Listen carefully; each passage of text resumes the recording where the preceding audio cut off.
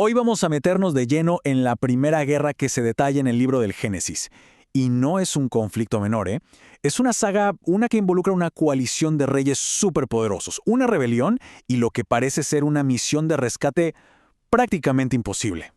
A ver, tratemos de visualizar la escena. Una alianza de 4 reyes del este, poderosos, implacables, que bajan con todo para aplastar una rebelión. Y en medio de todo ese caos, un hombre es capturado. Lo que no saben es que su tío, un patriarca llamado Abraham, está a punto de lanzarse a una de las misiones de rescate más audaces de la historia. Para entender bien este conflicto, lo primero es conocer a los bandos. Por un lado tenemos a los invasores, un bloque durísimo de 4 reyes. El líder era Kedorlaomer de Elam, que era como la superpotencia de la época. Del otro lado, los rebeldes, 5 reyes de las ciudades de la llanura, incluyendo, claro, a los famosos reyes de Sodoma y Gomorra. El escenario está listo, 4 reyes contra 5. Pero, ¿qué fue lo que provocó este tremendo enfrentamiento? Pues esto no fue un ataque de la nada, fue el resultado de años y años de tensión política, de opresión, que al final, estalló en una rebelión abierta. La cosa se venía cocinando desde hacía más de una década. Imagínense, durante 12 largos años estos 5 reyes vivieron sometidos, sirviendo a Kedorlaomer. Pero en el año 13 dijeron, basta, y se rebelaron. La respuesta fue inmediata y brutal. Al año siguiente, Kedorlaomer y sus aliados ya estaban marchando para aplastar la insurrección. Ahora sí, pasemos a la invasión. Vamos a ver cómo esto escala y se convierte en un conflicto regional masivo. Porque la campaña de Kedorlaomer no fue solo para castigarlos. No, fue una demostración de poder militar absoluto. Es que antes de llegar a su objetivo principal, esta coalición invasora se lanzó a una campaña de tierra arrasada. O sea, fueron derrotando a varias tribus locales como los refaítas y los horeos. Así aseguraban sus flancos y, de paso, sembraban el terror. Para cuando llegaron al valle de Sidim a enfrentar a los rebeldes, ya venían como una fuerza invicta. La batalla decisiva fue en el valle de Sidim. Resulta que el terreno estaba lleno de pozos de asfalto y se convirtió en una trampa mortal para los ejércitos locales. Los rebeldes fueron derrotados por completo. De hecho, los reyes de Sodoma y Gomorra, mientras huían, cayeron en estos pozos. Fue una derrota total, un desastre.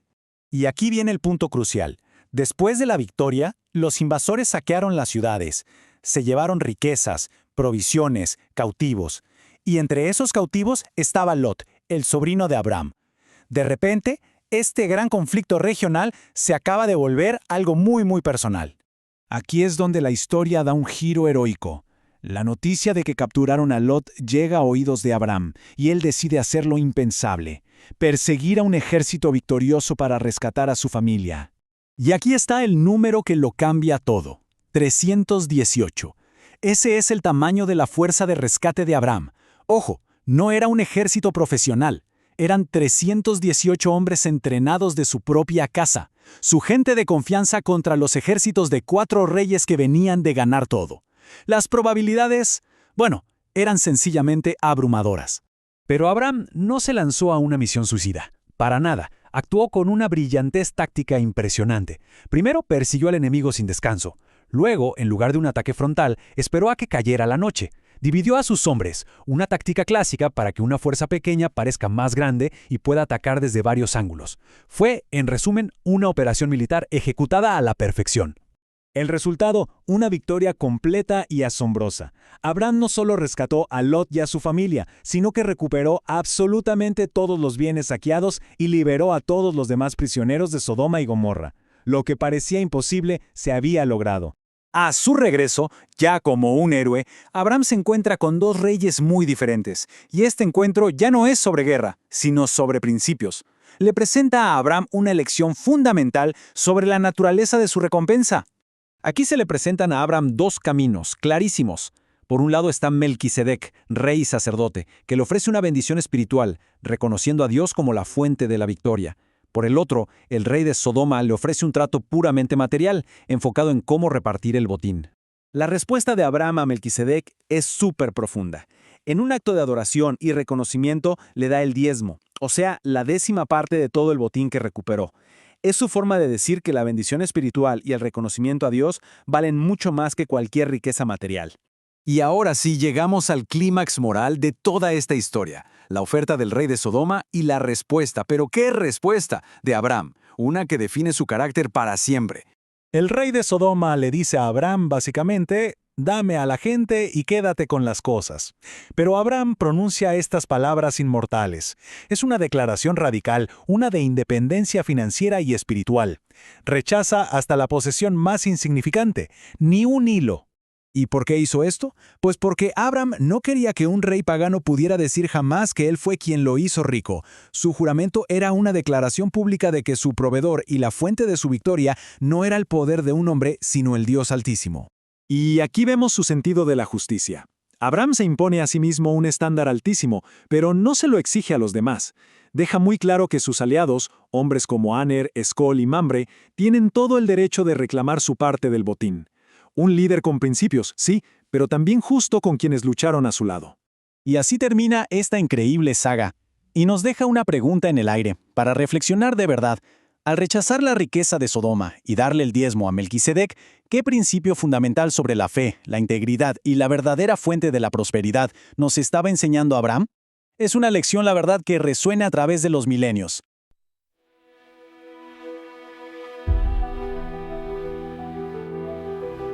A ver, ¿qué hace falta para que una promesa divina se haga realidad?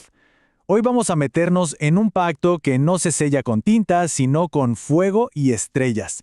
Es una historia donde la duda, esa duda tan humana, se topa de frente con lo imposible. Vamos a ver cómo se desenreda este relato, que es fascinante. Y es que esta pregunta es, digamos, el motor de toda la historia. Porque, ojo, no estamos hablando de una fe ciega, de esas que no se cuestionan nada, para nada.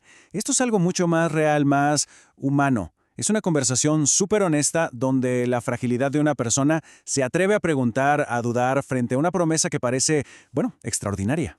Bueno, todo arranca justo aquí, con una visión que le promete lo imposible a un hombre, a Abraham.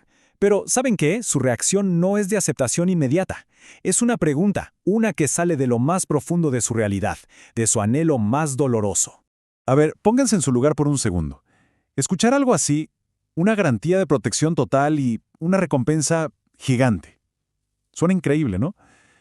Pero para Abraham, estas palabras tan grandes chocan, pero de frente, con un vacío muy, muy específico en su vida.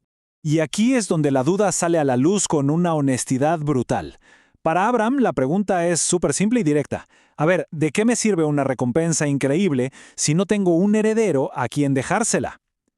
Es como si la promesa divina se estrellara contra su necesidad más terrenal. Este es el conflicto interno de Abraham capturado perfectamente.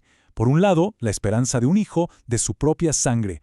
Por el otro, la dura realidad de que su único heredero es Eliezer, un sirviente de su casa. La distancia entre la promesa y lo que ven sus ojos, obvio que alimenta su escepticismo. Pero la respuesta divina es, wow, es tajante, es específica, no deja lugar a ninguna ambigüedad. Básicamente le dice, no, no será tu siervo, el heredero vendrá de ti. La promesa se reafirma con una claridad que ataca directamente el corazón del temor de Abraham. Ok, y aquí la historia da un giro espectacular. Porque parece que las palabras ya no son suficientes. La promesa tiene que convertirse en una imagen imborrable, una visión diseñada para inspirar una fe que trasciende toda lógica. Imagínense la escena. Abraham, de pie bajo un cielo nocturno infinito, recibe una tarea imposible: contar las estrellas. Cada punto de luz se convierte en un símbolo de su futuro, transformando un concepto abstracto en un espectáculo que te deja sin aliento. Y lo que pasa justo después es clave. Es fundamental para entender todo. El texto nos dice que Abraham creyó, y este acto de fe se le consideró justicia. En otras palabras, su confianza, esa que nació al ver las estrellas, es reconocida como un acto de rectitud que alinea su relación con lo divino. Pero cuidado, que la historia no termina ahí, ni de cerca. Surge una nueva duda, y esta vez la respuesta no va a ser una visión celestial, sino un ritual antiguo, misterioso y solemne, que revela la seriedad de lo que está en juego. Abraham vuelve a la carga. Ya ha aceptado la promesa del hijo, pero ahora la duda se cierne sobre la tierra prometida. Necesita más que palabras, busca una garantía tangible, una certeza inquebrantable de que esa tierra será suya. Y la respuesta llega en forma de instrucciones precisas y bastante enigmáticas. tomar varios animales, partirlos por la mitad y crear un pasillo con sus cuerpos. Esto no es un simple sacrificio, es la preparación de un juramento de sangre, un pacto solemne e inquebrantable. Mientras Abraham espera, la escena se empieza a poner un poco tétrica. Aves de rapiña descienden sobre los cuerpos, como si una fuerza oscura intentara profanar el ritual. Abraham debe defender activamente la santidad del momento, ahuyentándolas con determinación. Al caer el sol, el ambiente se carga con todavía más misterio. Un sueño profundo, casi sobrenatural, se apodera de Abraham. Quien inició la ceremonia ahora es un mero espectador, entregado a una fuerza que lo supera por completo. Y no es un sueño tranquilo, para nada. Es una grande oscuridad que le infunde un profundo temor. Este es el umbral de la revelación divina, un momento de reverencia y miedo justo antes de que lo sagrado se manifieste. Y justo desde el corazón de esa oscuridad tan aterradora, emerge por fin la respuesta a la segunda pregunta de Abraham. No será una simple señal, sino una profecía detallada que sellará el futuro de su descendencia y formalizará el pacto. La primera revelación es un número. 400 años. La promesa de la tierra no se cumplirá de inmediato. Antes su descendencia deberá enfrentar un largo y doloroso periodo de opresión en tierra ajena. O sea que la promesa lleva consigo la sombra del sufrimiento. Esta profecía traza una hoja de ruta a largo plazo. Sus descendientes serán esclavos, pero la nación que los oprima será juzgada. Saldrán de la esclavitud con grandes riquezas y finalmente en la cuarta generación regresarán a la tierra prometida. Es una historia de pruebas, sí, pero también de vindicación. Entonces llega el momento cumbre. Una presencia divina, simbolizada por un horno humeante y una antorcha de fuego, pasa entre los animales divididos. Y aquí está el detalle crucial. Solo la presencia divina atraviesa el pasillo, lo que significa que toda la responsabilidad del pacto recae sobre quien hace la promesa. Así que, en ese preciso día, la promesa se transformó en un pacto formal e inquebrantable. El ritual ha concluido y la palabra dada se ha convertido en un contrato sagrado, sellado con fuego. Y para que no quede ni la más mínima duda sobre la magnitud del pacto, se detallan los límites de la tierra, nombrando a los 10 pueblos que la habitan en ese momento. La promesa se vuelve tangible, geográfica y política, abarcando un territorio vasto y definido.